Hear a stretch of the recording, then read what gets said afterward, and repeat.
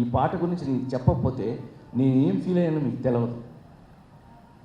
ఒక తల్లి లేనివాడు తల్లిని చూసుకోవాలంటే కూతురులో చూసుకుంటా.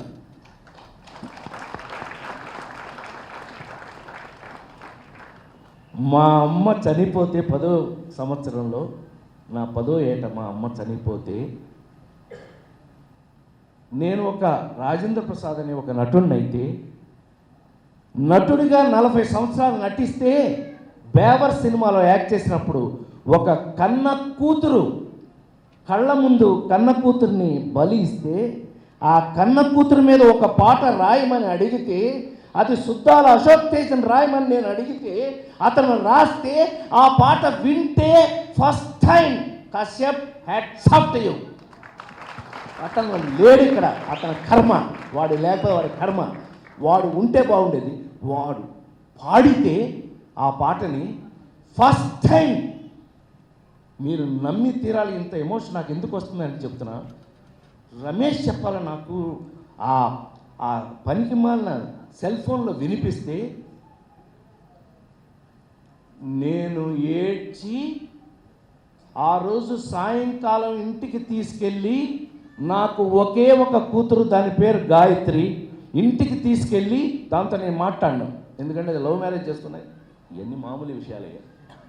పిలిపించి దాన్ని ఇంట్లో దాన్ని ఎదురుగా కూర్చోబెట్టి ఆ పాట నా మనస్ఫూర్తిగా 4 సార్లు వినిపించిన వాడిని నేను.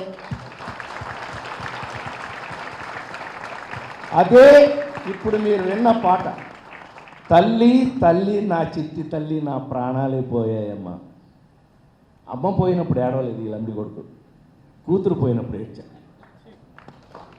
మీరు మనుషులై, మీరు నిజంగా మీకు మనసు ఉంటే ఈ పాటను మీరు జన్మలో మర్చిపోలేరు. ఇప్పుడు నేను నాకంటే చిన్నవాడు లేకపోతే పాదాలకు నమస్కారం పెట్టేవాడిని, కానీ నా సోదరుడికి నేను అడిగినందుకు, అంత అద్భుతంగా రాసినందుకు నా మనసు నీకు ఇచ్చేస్తున్నాను తమ్ముడు. Ramesh, you deserve my love. నిజంగా చెప్తాను. ఇవాళ సంజోష్ హీరోగా నువ్వు నటించినప్పుడు, ఆ రోజున కూతురుగా నువ్వు నటించినప్పుడు, I will let you know, please don't mistake me. నువ్వు కూతురుగా నటించినప్పుడు ఆ రోజున నిజంగానే నువ్వు ఫీల్ అయ్యావా లేదా? ఇప్పుడు మీరు చెప్తున్నప్పుడే నేను చాలా ఎమోషనల్గా అవుతున్నాను. నాకు తెలియదు, సాంగ్ విన్న ప్రతిసారి ఎమోషనల్ అవుతాను నేను. కారణం ఏంటంటే ఈ పాట మేము యాక్ట్ చేసేటప్పుడు ఆ అమ్మాయి ఆల్రెడీ పడుకుని పాడి మీద ఉంది. అప్పటికి ఆ అమ్మాయి పోయింది. సో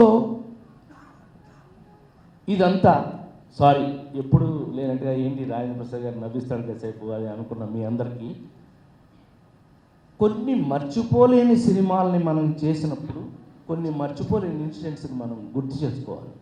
అలా తీసుకుంటే ఇవాళ నాకు ఒక అద్భుతమైనటువంటి అవకాశం ఇచ్చినటువంటి ఈ అద్భుతమైనటువంటి సిచ్యుయేషన్కి నిజంగా ఆ కూతురు ఇవన్నీ అన్ని దొరికేదని చెప్తానండి. అన్నీ చెప్పను నేను, ఇంతవరకే చెప్తా.